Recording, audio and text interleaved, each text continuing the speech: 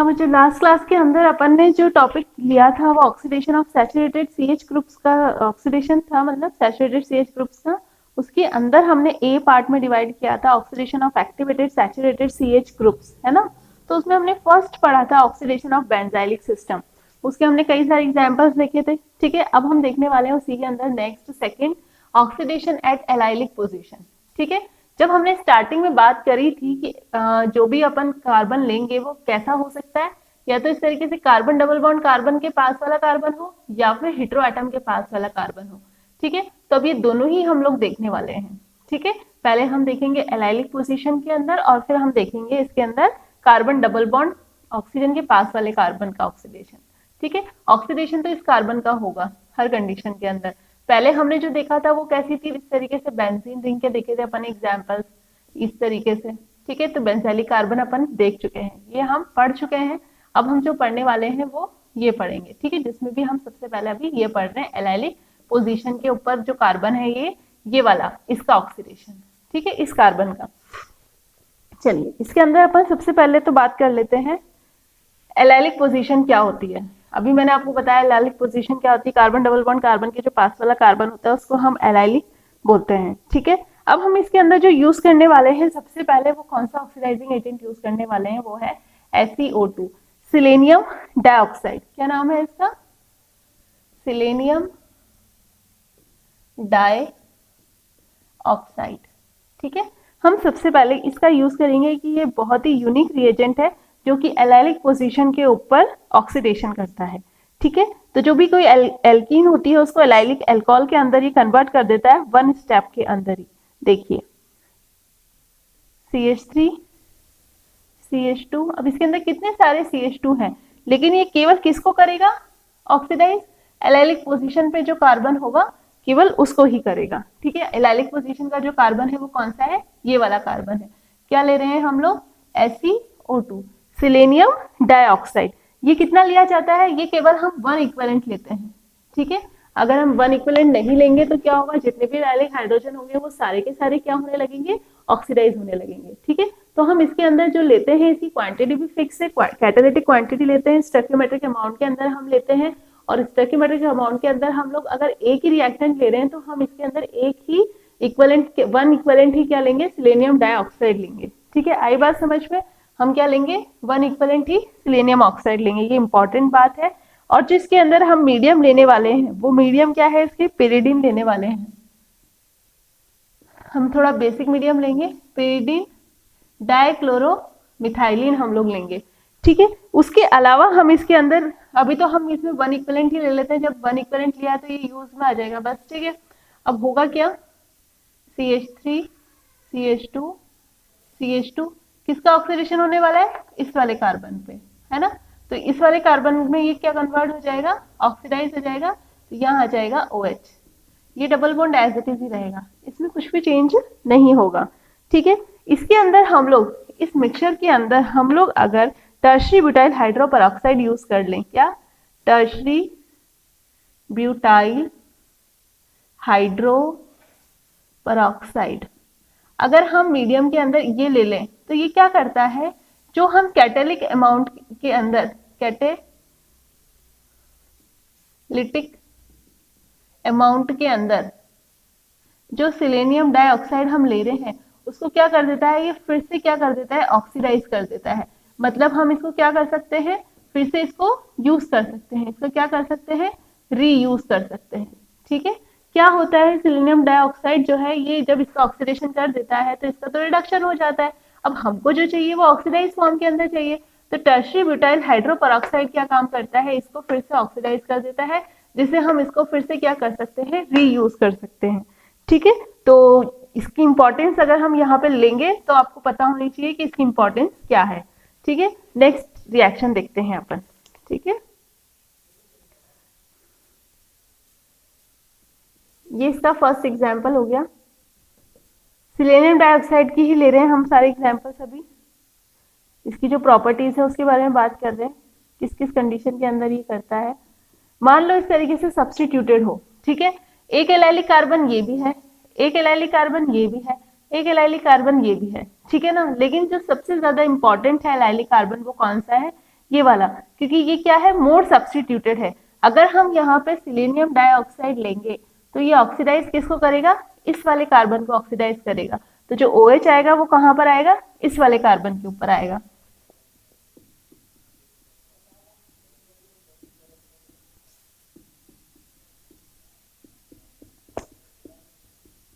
इस तरीके से आई बात समझ में।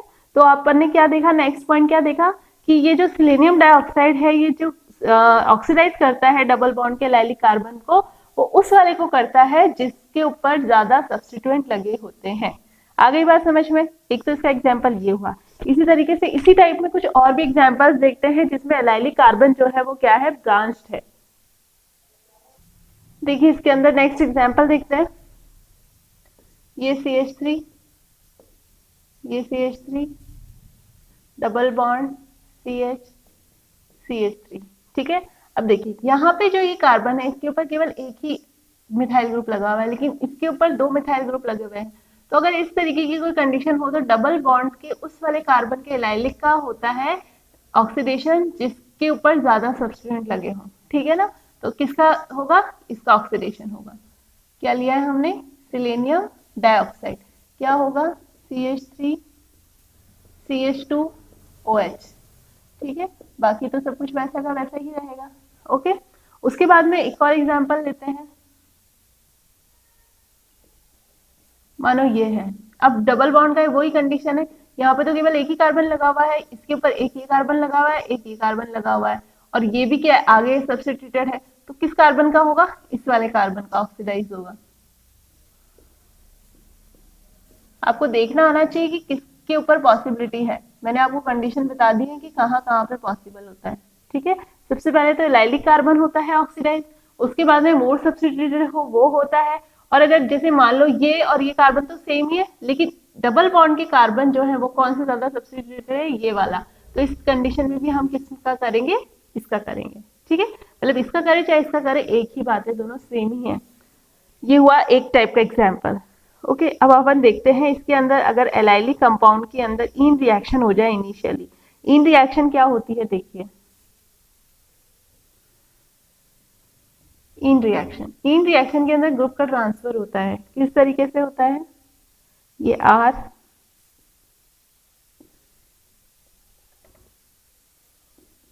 ये हाइड्रोजन, सिलेनियम डाइऑक्साइड ही लिया है, ठीक है। ये सिलेनियम डाइऑक्साइड, ये इलेक्ट्रॉन जो है कहाँ जाएंगे, इसके पास जाएंगे, मतलब ये डबल बॉन्ड के इलेक्ट्रॉन की बात कर रहे हैं हम। डबल बॉन्ड के इलेक्ट्रॉन जो है वो कहाँ बॉन्ड बनाएंगे, यहाँ पे।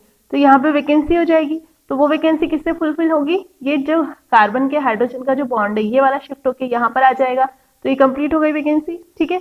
अब ये हाइड्रोजन कहाँ पे जाएगा, ये डबल बॉन्ड जो है वो इस हाइड्रोजन को ले लेगा, तो ये हाइड्रोजन एक तरीके से इसके साथ में लग जाएगा, तो क्या हो जाएगा, OH हो जाएगा, ठीक है। तो देखिए क्या बना अल्टीमेटली, ये इन रिएक्शन है, ठीक है।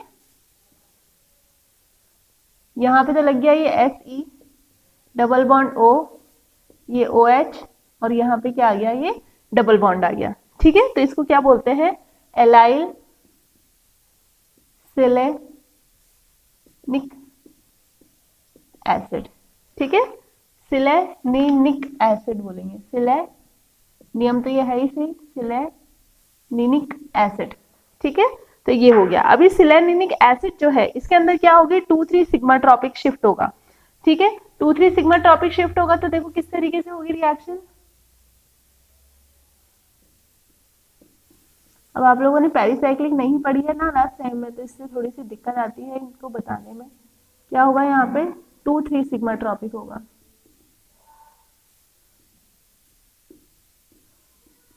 2,3 सिग्मा ट्रॉपिक शिफ्ट। कैसे होता है 2,3 सिग्मा ट्रॉपिक शिफ्ट, जरा वो देखिए। देखो 1 2 3 4 5, ठीक है। इस तरीके से अब जब ये बॉन्ड टूटेगा तो कैसे टूटेगा, यहां से ये बॉन्ड टूटेगा, 2-3 बॉन्ड टूटेगा, ठीक है। अब ये 2-3 बॉन्ड जब टूटेगा, जहां से बॉन्ड टूटता है हम वहां से 1 नंबरिंग देते हैं, ठीक है। देखिए कैसे देते हैं, मैं इसको समझाना चाह रही हूँ 2-3 सिग्मा टॉपिक को। हालांकि ये समझना अभी थोड़ा सा मुश्किल है, अपन ने पेरिसाइक्लिक में लास्ट टाइम में नहीं पढ़ पाए हैं अपन, तो फिर भी मैं कोशिश करती हूँ। देखो जहां से बॉन्ड टूटता है हम वहां से नंबरिंग करना शुरू करते हैं, 1 2, ठीक है। यहाँ पे कॉन्जुगेटेड डबल बॉन्ड्स नहीं होते हैं, ओके 1 2 3 4 1 4 डाइईन है ये, इसमें 2 3 बॉन्ड जो है वो टूटता है और शिफ्ट किस तरीके से होता है, सेकंड और थर्ड कार्बन जो है वो आपस में जुड़ते हैं 1 2 3। तो 1 2 3 थर्ड नंबर का जो कार्बन है ये किससे जुड़ेगा, सेकंड नंबर से, मतलब ऑक्सीजन जो है वो इस कार्बन के साथ में जुड़ेगा। ओके तो शिफ्टिंग किस तरीके से होगी, ये इलेक्ट्रॉन जो है यहाँ से यहाँ आएंगे, ये इलेक्ट्रॉन जो है ये सिलेनियम के पास में जाएंगे, और ये मैंने थोड़ा सा गलत बना दिया, इसको अगर अपन ऐसे बनाएंगे तो ये जरा पास में रहेगा, ये अब ठीक है। सेकेंड, अब ये जो इलेक्ट्रॉन है ये यहाँ से यहाँ आएंगे, तो ये ऑक्सीजन जो है वो इस कार्बन के साथ में जुड़ जाएगा, ये डबल बॉन्ड के जो इलेक्ट्रॉन है वो यहाँ आ जाएंगे और ये बॉन्ड जो है ये टूट जाएगा। तो आई क्या बात समझ में थोड़ी बहुत, 2 3 सिग्मा ट्रॉपिक अगर ये आपको लिखा हुआ दिखाई दिया है, इसका क्या मतलब है, हम जो बॉन्ड तोड़ रहे हैं वहां पे तो हम लगाएंगे 1 1, ठीक है, और अपोजिट साइड में चलेंगे 1 2 1 2 3, 2 3 आपस में जुड़ने वाले हैं, इसलिए हम इसको बोलते हैं 2 3 सिग्मा ट्रॉपिक। ठीक है, तो ये 1 2 मतलब 2 3 सिग्मा ट्रॉपिक हुआ। अब बनने वाला क्या है वो देखो जरा, ये आर तो ऐसे का ऐसे ही रहेगा, ठीक है, ये बॉन्ड यहाँ से टूटा है, ये बॉन्ड यहाँ से टूट गया, यहाँ डबल बॉन्ड आ गया, ये डबल बॉन्ड आ गया, यहाँ सिंगल बॉन्ड रहेगा, इसके ऊपर कौन आ गया, ऑक्सीजन। ठीक है, अब यहाँ जहां पे ऑक्सीजन आया है यहाँ पे बॉन्ड आएगा ना, तो ये तो ऐसा का ऐसा रहेगा, ये ऑक्सीजन आ गया। ठीक है, ये ऑक्सीजन यहाँ पर आ गया, ये डबल बॉन्ड यहाँ से शिफ्ट हुआ है तो, और ये सिंगल बॉन्ड से किसके साथ जुड़ा हुआ है, सिलेनियम के साथ में जुड़ा हुआ है, और ये क्या है यहाँ पे OH है, और ये लोन पेयर आ गए यहाँ पे। ठीक है, इस तरीके से ये अपना ये एक कंपाउंड बना है। अब इसका क्या होता है, हाइड्रोलिसिस होता है। जब हाइड्रोलिसिस होगा तो क्या होगा, एलाइल अल्कोहल बनेगा। हाइड्रोलिसिस कहाँ से होगा, इस जगह से। ठीक है, तो क्या बनेगा, R डबल बॉन्ड OH। ठीक है, आई क्या समझ में, देखो क्या हुआ है यहाँ पे, ये इन रिएक्शन है, इन रिएक्शन के अंदर क्या होता है, एक ग्रुप का ट्रांसफर होता है। ठीक है, एक ग्रुप का ट्रांसफर होता है, डबल बॉन्ड शिफ्ट होता है। देखिए इलेक्ट्रॉन यहाँ से यहाँ है तो ये हाइड्रोजन इसके साथ चला गया, ये मैं पूरी मैकेनिज्म आपको बता चुकी हूँ, फिर से बताने की जरूरत नहीं है। इंपॉर्टेंट इसके अंदर 2 3 सिग्मा टॉपिक था जो आपको बताना था, बाकी तो ग्रुप की शिफ्टिंग है। ये ग्रुप यहाँ से उठ के यहाँ पे चला गया और डबल बॉन्ड की शिफ्टिंग हुई। ठीक है, इसको और थोड़ा सा आपको समझने में आसानी रहे तो इसको ऐसे भी बना सकते हैं। ठीक है ना, ये जो डबल बॉन्ड के इलेक्ट्रॉन है ये जाके इसके ऊपर लगे तो ये कार्बन इस सिलेनियम के साथ में जुड़ गया। बाकी 2 3 सिग्मा टॉपिक मैंने समझाने की कोशिश की तो ये समझ में आया जितना ठीक है, क्योंकि अपन लोगों ने पेरिसाइक्लिक क्लास टाइम में नहीं पढ़ी है, इसी वजह से इसमें थोड़ी सी दिक्कत आती है, ये उसी में पढ़ी जाती है 2 3 सिग्मा टॉपिक। ठीक है बच्चों, ठीक है, चलो इतना करो, ये जैसा समझाया इसको इसी तरीके से समझना। ये वर्ड आए इसका क्या मतलब है, 2 3 मतलब 2 और 3 आपस में जुड़ेंगे और जहां से बॉन्ड टूटता है वहां से अपोजिट नंबरिंग देते हुए हम चलते हैं। तो इस तरीके से अपना ये क्या बन गया, एलाइल अल्कोहल। ठीक है, इन रिएक्शन है ये, तो इन रिएक्शन आपको पता होनी चाहिए क्या होती है इन रिएक्शन। नेक्स्ट इसमें और एग्जाम्पल देखते हैं। देखिए इसके अंदर नेक्स्ट एग्जाम्पल देखिए, नेक्स्ट टाइप कैसा है, इसके अंदर सिलेनियम डाइऑक्साइड का ही टाइप है। मान लीजिए ये है कंपाउंड, मतलब रिएक्टेंट ये है। ठीक है, इसमें थोड़ी सी स्टीरियोकेमिस्ट्री है। ई फॉर्म याद है आप लोगों को, हमने EZ पढ़े थे, है ना। EZ में ध्यान करो, ई का क्या मतलब था, C2H5, याद है क्या। ई और Z फॉर्म क्या थी, ई और Z फॉर्म ध्यान करो बच्चों, याद आई क्या। देखो ये आपके सामने फॉर्म है, अब आपसे पूछा जाए कि ये ई है या फिर Z है, तो इसका क्या है, ये ई है। ठीक है, क्योंकि जो हायर प्रायोरिटी के ग्रुप है ये दोनों अपोजिट साइड है। अगर ये नीचे की तरफ होता तो हम बोलते हैं Z फॉर्म है, ये ई फॉर्म है। ठीक है ना, ये और ये किसको कंपेयर किया है हमने, एक तो इसको और इसको, जो हायर प्रायोरिटी के होते हैं इस कार्बन के ऊपर, हम इसके साथ में जो देख रहे हैं। चलो अगर आप लोग कहोगे कि मैम ये तो दोनों के दोनों ही CH3 हैं, तो फिर इससे कैसे कंपैरिजन होगा, तो चलो इसको अपन नाम नहीं देते हैं। अब जो मैं आपसे कहने वाली हूँ ये कहने वाली हूँ कि इस तरीके का अगर आपके सामने कंपाउंड हो तो सिलेनियम डाइऑक्साइड जो होता है वो ई वाला जो कार्बन है, मतलब अगर मैं इसके साथ में अपोजिट वाले कार्बन को देखती हूँ तो ये उसका ऑक्सीडेशन करता है। ठीक है, क्या कहा मैंने, इसको तो हम ई नहीं दे सकते EZ, क्योंकि यहाँ पे दोनों सेम है। लेकिन जो मैं कहने वाली हूँ वो ये कहने वाली हूँ कि यहाँ पे दोनों सेम है, लेकिन फिर भी सिलेनियम डाइऑक्साइड किसको ऑक्सीडाइज करेगा, इस वाले कार्बन को ऑक्सीडाइज करेगा, क्योंकि ये किसको करता है, ई फॉर्म वाला जो मिथाइल ग्रुप होता है उसको करता है। किसको करता है ये, तो आप ये कह सकते हो selective attack on the E methyl group. ठीक है, तो ये सेलेक्टिव अटैक करता है ई मिथाइल ग्रुप के ऊपर। तो अब कुछ भी नहीं है, बस इसका CH2OH में कन्वर्ट कर दोगे आप इसको। ये तो ऐसे का ऐसे ही रहेगा, इसको नहीं छेड़ेगा, ये इसको करेगा, इसको करेगा। ठीक है, अगली बात समझ में। तो इस तरीके से एक तो ये हो गया। दूसरा मान लो आपके सामने ये एग्जाम्पल है।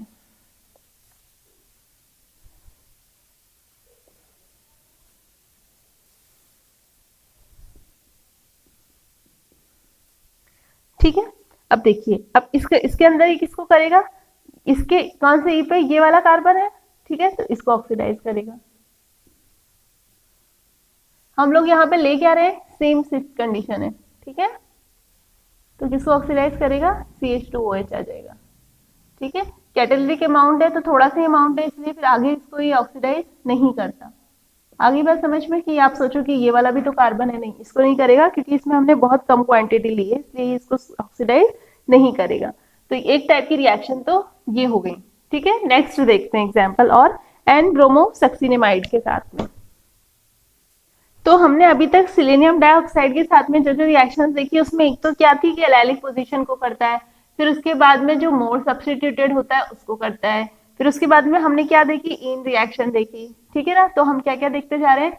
फर्स्ट तो हमने नॉर्मल रिएक्शन देखी फर्स्ट टाइप की, फिर सेकेंड हमने मोर सब्स्टिट्यूटेड का, फिर हमने इन रिएक्शन देखी, फिर हमने फोर्थ क्या देखा कि ई मिथाइल को करता है ऑक्सीडाइज। तो आप लोग ध्यान रखिएगा कि इन सब के अंदर हमने क्या पढ़ा है, सिलेनियम डाइऑक्साइड पढ़ा है।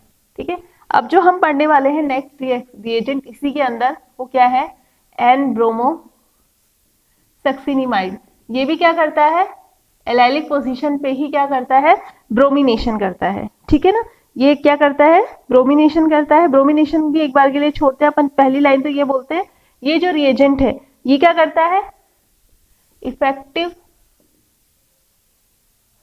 एट ऑक्सीडाइजिंग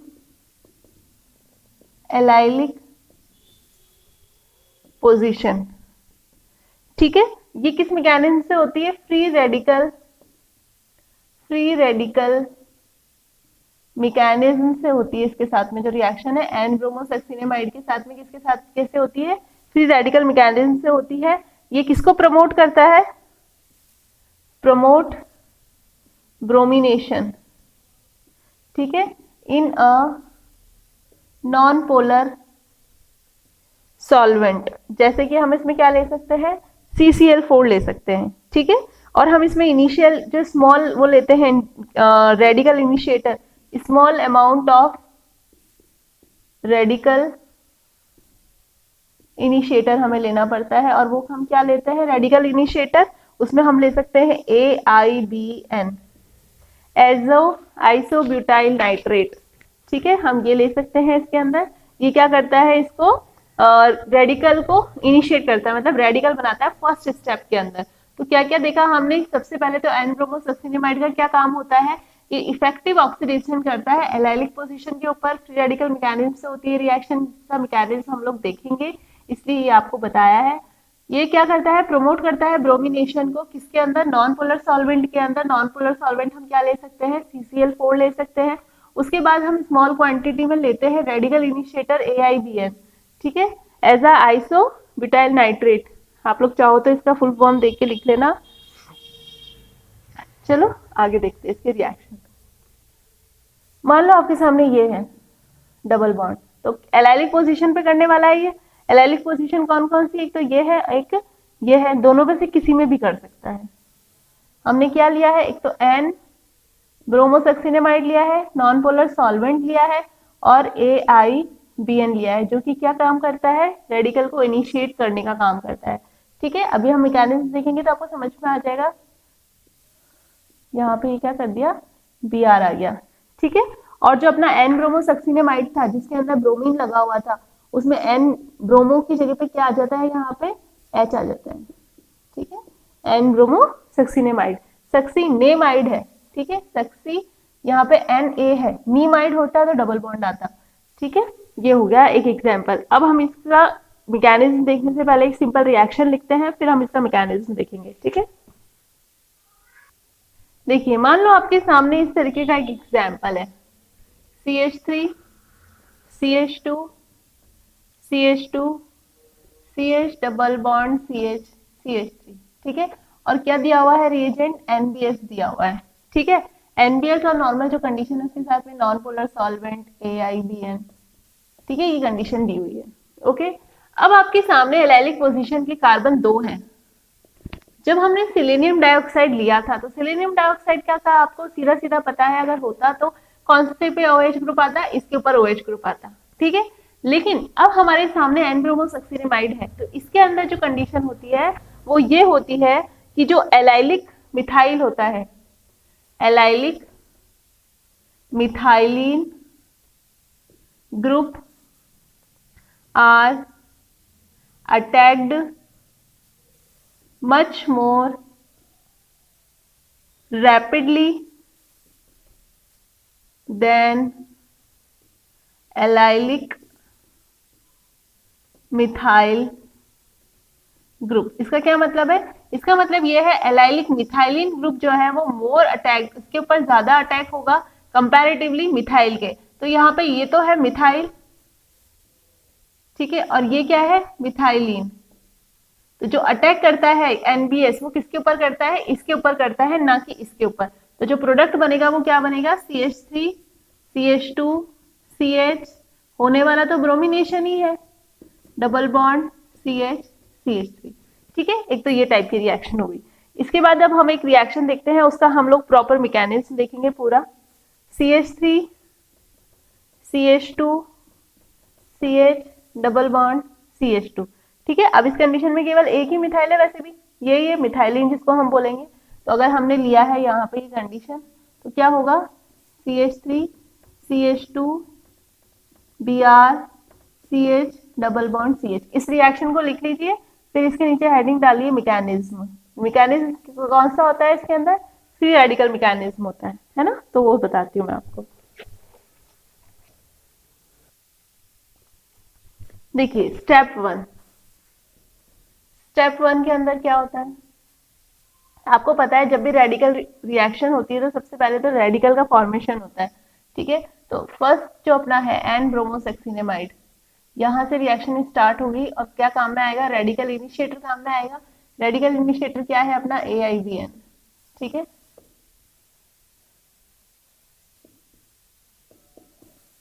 क्या काम करेगा ये, आपको रेडिकल को इनिशिएट करने का काम करेगा। तो बॉन्ड जो है वो यहाँ से टूटेगा, तो ये रेडिकल इसके ऊपर आया और ये रेडिकल इसके आया, होमोलिटिक क्लीवेज होगा, ठीक है, ये काम हुआ। सेकेंड स्टेप के अंदर क्या होगा, सेकेंड स्टेप ये है allylic CH double bond CH2, ठीक है। तो एलाइलिक हाइड्रोजन यही है, यही हटने वाला है, तो क्या होगा यहाँ से Br रेडिकल, ठीक है।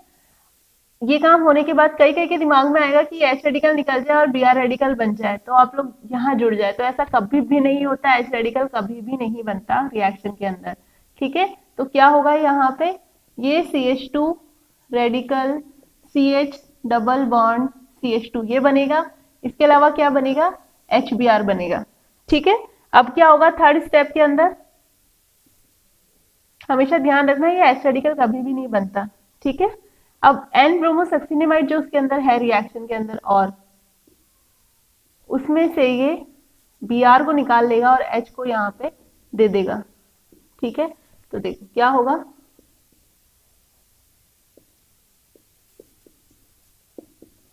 यहाँ पे क्या हो जाएगा H और क्या बनेगी साथ में Br2। अब ये Br2 जो है उसके ऊपर अटैक करेगी, तो जो रिएक्शन है उसके अंदर क्या बन जाएगा, Br रेडिकल फिर से बन जाएगा, और Br रेडिकल का ही तो काम है अब बस पूरे टाइम,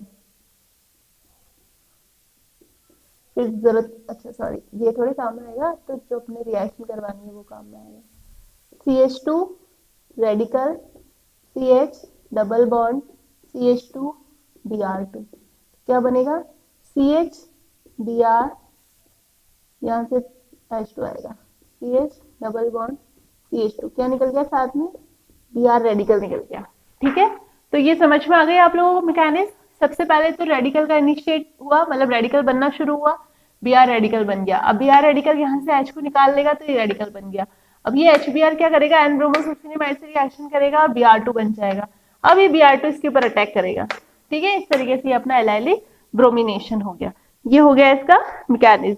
इसके अलावा कुछ एक दो रिएजेंट और होते हैं जो एलाइलिक पोजीशन के ऊपर क्या करते हैं, ऑक्सीडेशन करते हैं।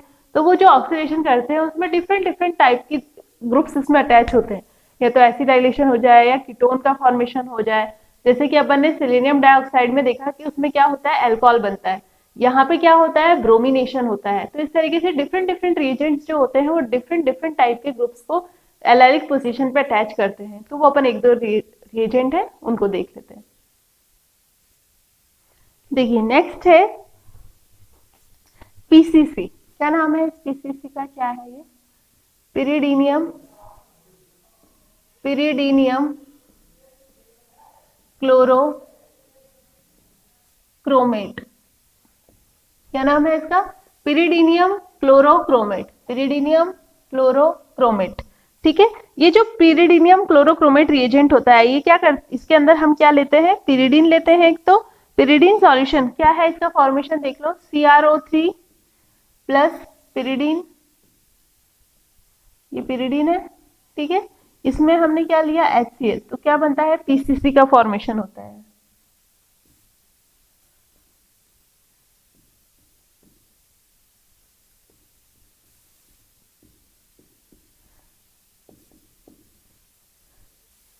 इसका क्या नाम हो गया,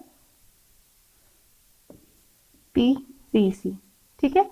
अभी क्या काम करता है पीसीसी, वो उसका एग्जांपल देखते हैं। मतलब ये सीओ ग्रुप में कन्वर्ट कर देता है, ठीक है। अब देखो सीओ ग्रुप में कैसे कन्वर्ट करता है, ये सॉल्वेंट है, हीट करेंगे, नाइट्रोजन एटमॉस्फेयर लेंगे, क्या करेगा, एलाइलिक पोजीशन का जो ये कार्बन है यहाँ पे तो H है ही नहीं, केवल H यहाँ पर है या फिर यहाँ पर है, तो यहाँ नहीं होता, इस जगह पर होगा, क्योंकि यहाँ पे क्या है, इसकी वजह से स्टेरिक हिंड्रेंस होगी, तो यहाँ पे नहीं होता है इसका ऑक्सीडेशन। कहाँ पर होगा, इस जगह पर होगा, और इस ग्रुप को इसमें कन्वर्ट कर देगा, CO के अंदर कन्वर्ट कर देगा।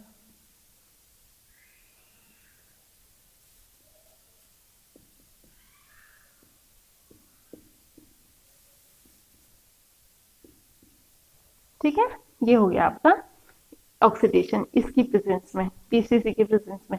इसके अलावा दो रिएजेंट और होते हैं, क्या क्या हो सकते हैं, एक तो है HgOAc मल्फिक डाइएसिटेट, एक है लेड टेट्रा एसीटेट। इन दोनों का ही क्या काम होता है, देखिए अगर हमने ये लिया है तो ये क्या काम करेगा, इस वाले जगह पे क्या कर देगा, OAc को अटैच कर देगा। दोनों का सिमिलर ही काम है इसका, दोनों में से हम कुछ भी ले सकते हैं इस तरीके से, ठीक है। तो आपको ये ध्यान रखना है, इस तरीके का ऑक्सीडेशन भी पॉसिबल होता है जिसके अंदर एलाइलिक पोजीशन पे एसिटॉक्सी ग्रुप जो है वो अटैच हो जाता है। तो इस तरीके से हमने कई सारी रिएक्शंस देखी जिसके अंदर क्या हुआ है, एलाइलिक पोजीशन के ऊपर ऑक्सीडेशन हुआ है, ब्रोमिनेशन हुआ है, ठीक है। अब हम जो नेक्स्ट रिएक्शन देखेंगे उसके अंदर हम देखेंगे ऑक्सीडेशन एट CH2CO सिस्टम, क्योंकि हम मल्टीपल बॉन्ड के पास वाले कार्बन पे देख रहे हैं ऑक्सीडेशन, तो ये अपना कंप्लीट हुआ गया एलाइलिक पोजीशन का, ठीक है बच्चों। तो इसको आप लोग तैयार कर लेना। इसमें आप लोगों को समझ में आ गया ना कि पीसीसी जो है, तो हम लोगों ने क्या क्या देख लिया, एक तो सिलेनियम डाइऑक्साइड देख लिया, एन ब्रोमोसक्सिनेमाइड देख लिया, पीसीसी देख लिया, और एक ये है, ठीक है। तो हमने 1 2 3 4 और 5, इन दोनों के अंदर ही सेम रिएक्शन होती है, एसिटॉक्सी ग्रुप लगता है, ठीक है ना, एलाइलिक पोजीशन के ऊपर। तो आप लोगों को ये काम करना है। देखो एलाइलिक पे आप लोग सोचोगे कि यहाँ पे नहीं हुआ, यहाँ पे स्टेरिक हिंड्रेंस की वजह से यहाँ नहीं होता, यहीं पर होगा, ठीक है ना। तो बस आप लोग इन 5 को ध्यान रखना। इसके अलावा अभी हमने जो किया है वो ये वाला किया है, अब हम जो करेंगे वो ये वाला करेंगे, ठीक है। तो इसके अंदर सबके अंदर ये वाला ग्रुप का होगा ऑक्सीडेशन, इसमें ये वाले ग्रुप का ऑक्सीडेशन होगा।